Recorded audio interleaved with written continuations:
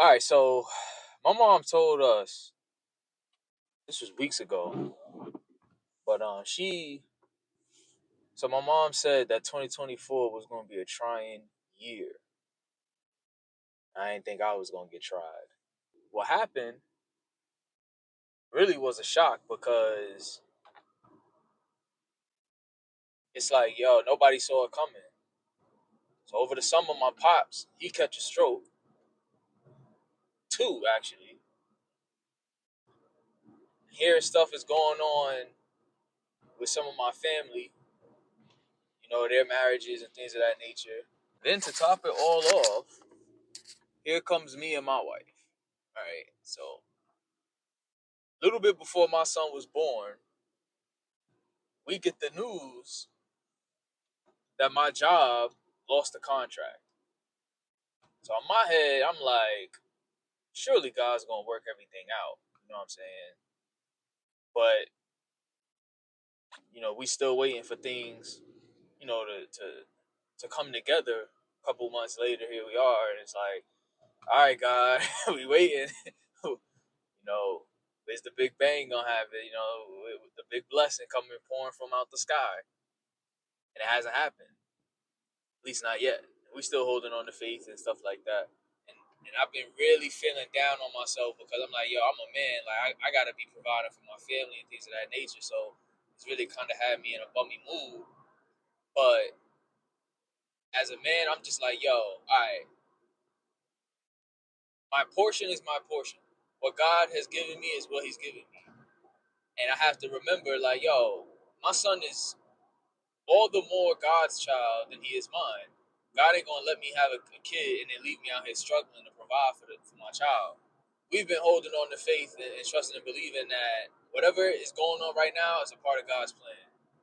And I'm saying all of this stuff as a word of encouragement to y'all, or just letting you know, at the very least, you ain't the only one going through it. And the revelation that I've got is, at the end of the day, all I have is my faith. That's the only thing I can lean on. Not a job, not my dreams. You know what I'm saying? Not with how much money's in my bank account. All of that stuff can fade. All that stuff can dwindle and be gone at the snap of a finger. But now my faith, I'm in full control of that. I'm in full control of what I'm choosing to believe about God. I'm in full control of getting that word and praying every morning and trusting and believing. And I ain't gonna lie, it's been hard for me. You know what I'm saying? My faith has shaken a couple times. And me and my wife, we've experienced the roller coaster of emotions. And it's been, I'm not going to say and act like, we've been 10 toes down, um, 100% faithful. Because that's not, I would be lying.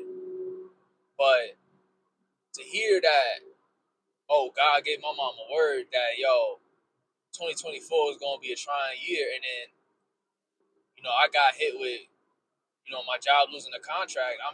And it was right around the time that my son was born. The next day, my son was born after I got the news that we lost the contract. So now I'm like, all right, God, this got to be your plan.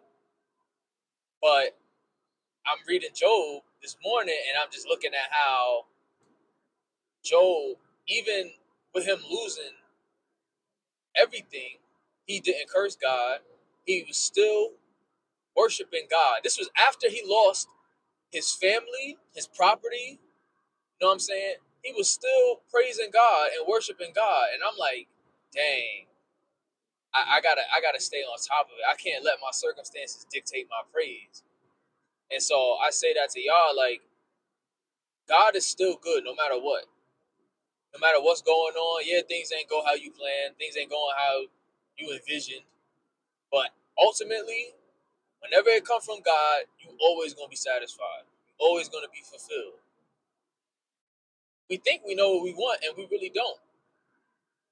We really don't, because a lot of our desires were given to us from the world, or what society says you should want, what your family say you should want. But God knows you because He created you, so He knows what it is you really want. So I really just been trying to stay prayed up now, like without a job, I'm like, yo, I got my son, and I told my wife, listen, you know I want to work. I know I want things to go, and I hope for things to go a different way, but we gotta grieve the dead dreams, and we gotta accept what's in front of us. And so I told her, like, this is what God has put us in. So I'm gonna be the best stay-at-home dad I could possibly be until I get a job or until things open up. Because childcare is costing people an arm and a leg. So I'm just like, yo, I'm gonna do my best. I'm gonna make sure that I'm staying on top of the breast milk. You know what I'm saying? Making sure our son is on point. He's fed.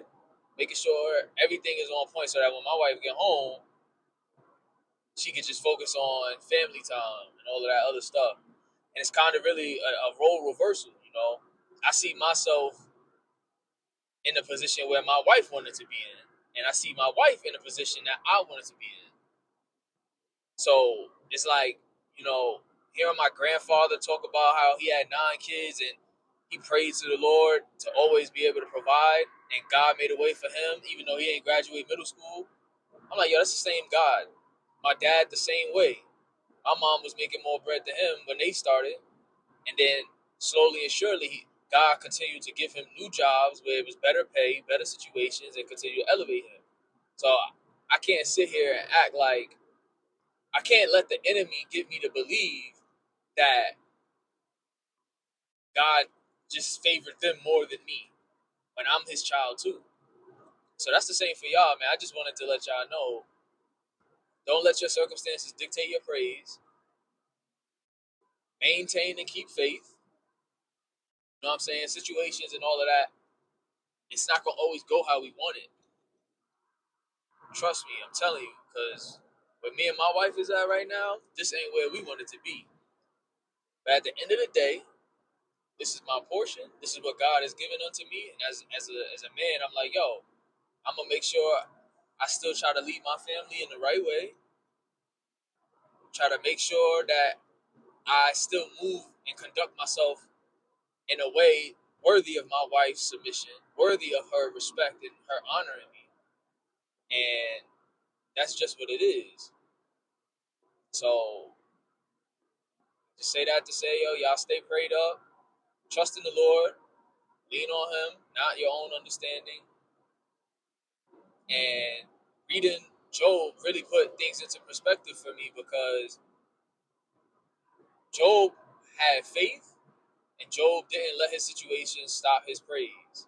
Now, yeah, he was frustrated, and I'm only in the first 2 chapters right now, but he even said, what, shall we accept all of God's blessings and not the evil, or something like that?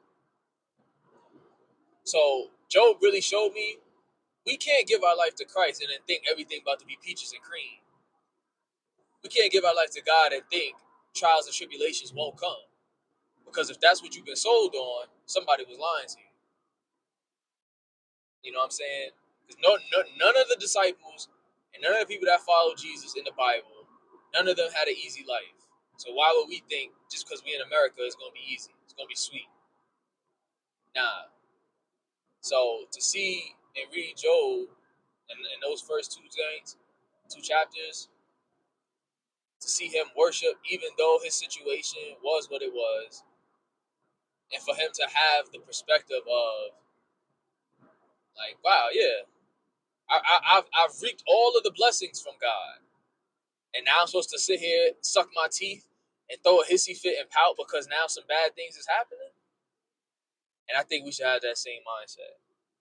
So I hope this was uplifting and encouraging to y'all. Not alone.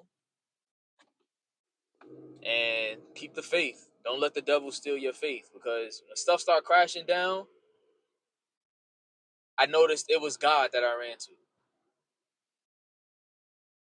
And I think you'll notice the same thing for you as well. It's like, yo, I can't go to nothing else. I don't believe in anything else to get me out of this situation or to give me peace in this situation. So I hope y'all get something good from this. I hope it's encouraging and uplifting. If you got to this point, hit the like, hit the subscribe, turn your bell notifications on. Me and my wife, we on the podcast as well, the Influence podcast, which is also on this channel. And yeah, I hope y'all got something good from it, man. Y'all stay up. Peace and love. May the Lord be with you.